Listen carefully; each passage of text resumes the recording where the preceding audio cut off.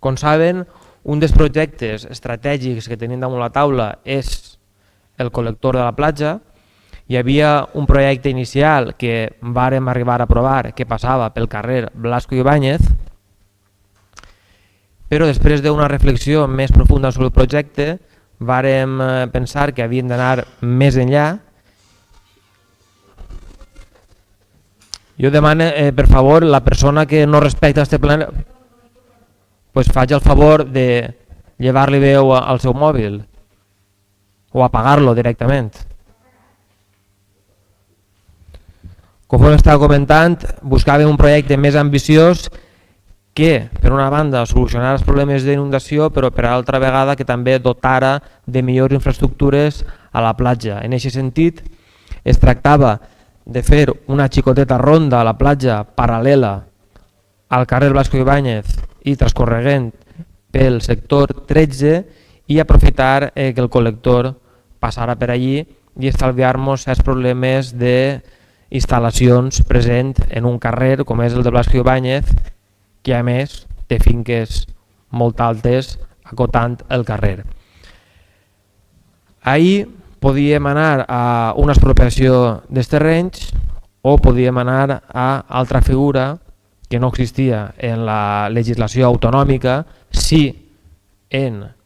altres comunitats autònomes, que era l'ocupació directa. I el que es va fer en les Corts Valencianes, en l'òrgan legislatiu del nostre poble, va ser modificar la LOTUP, la Llei d'Ordenació del Territori, l'Urbanisme i el Paisatge, de manera que s'introduïra aquesta figura. Aquesta figura per a nosaltres és interessant perquè si haguérem anat a un procediment d'expropiació, tal i conforme està avui en dia l'urbanisme, tal conforme està avui en dia el mercat,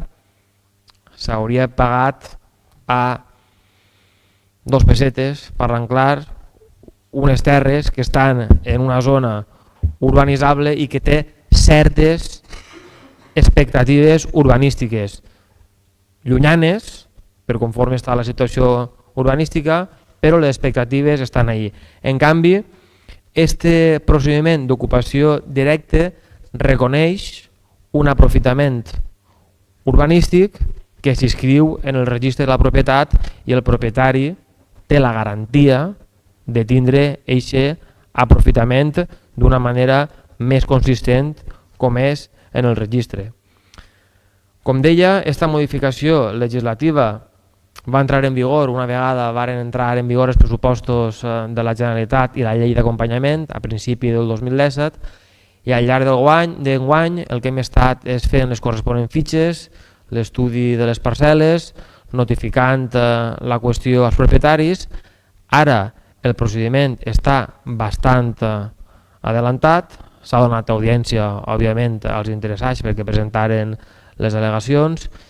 Hi ha hagut unes al·legacions, la veritat, i que en paraules d'algú dels serveis jurídics molt poc consistents, que ja s'han resolt i es notificarà, i el que volíem informar era de tot aquest procediment que s'està fent i una vegada obtinguem els terrenys és quan es podrà aprovar el projecte del col·lector, perquè per a totes aquelles persones que no ho sàpiguen, per a poder aprovar qualsevol projecte d'obra, per xicotet o gran que siga, el primer que es demana és la disponibilitat de terrenys. Aleshores, quan tinguem aquesta disponibilitat de terrenys, ja aprovarem el corresponent projecte d'obra.